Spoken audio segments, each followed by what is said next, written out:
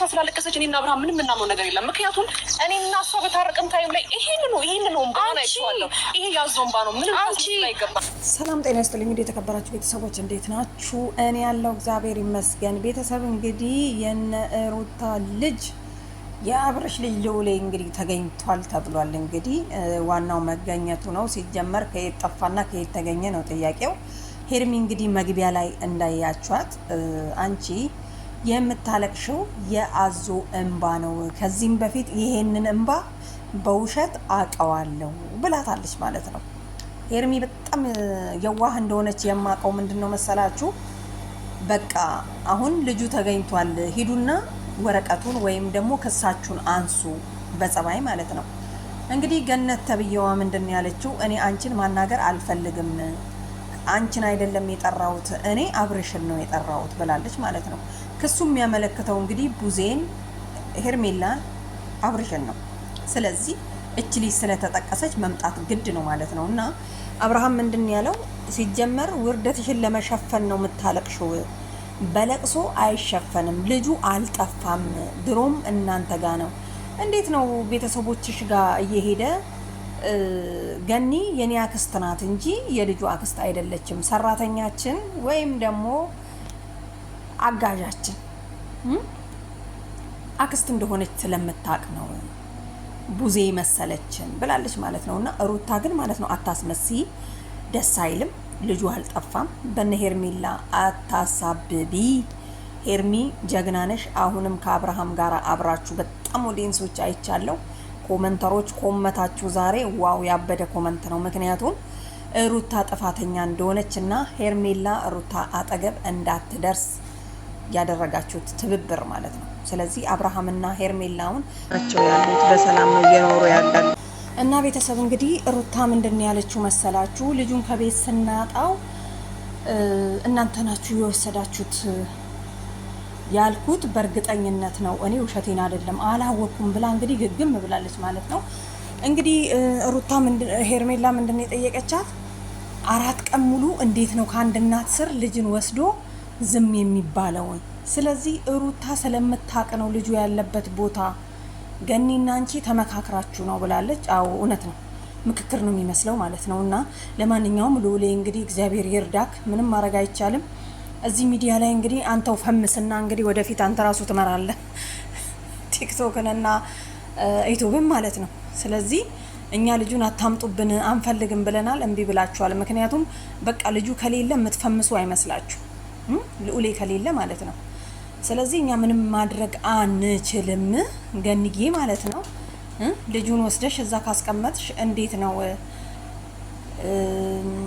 4 ቀን ሙሉ እናት እንድታለቅስ እንዴት ይደረጋል? ባታቂ ማለት ነው። እና ሩታ ለማንኛውም ተነቅቶብሻል።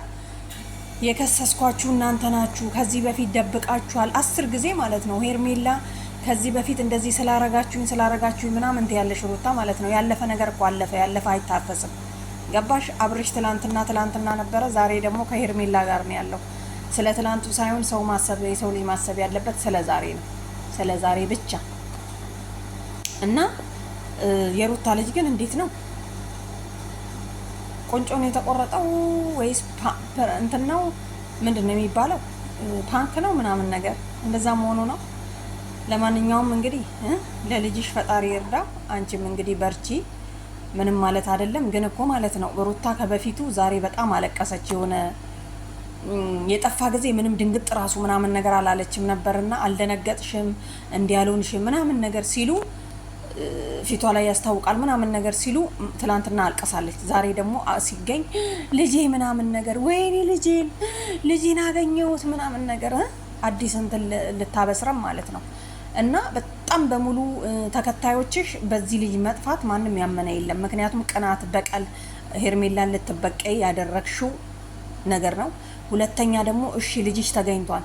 አሁን እኮ አንቺ ነገም ደግሞ ሩታና ሄርሜላንና አብርሽን ለመረበሽ ሌላ ጥንስስ ትጠነስሻለሽ ከኤፍሬም ጋር ሆነሽ ማለት ነው። ስለዚህ አሁን ልጁ ተገኝቶልሻል።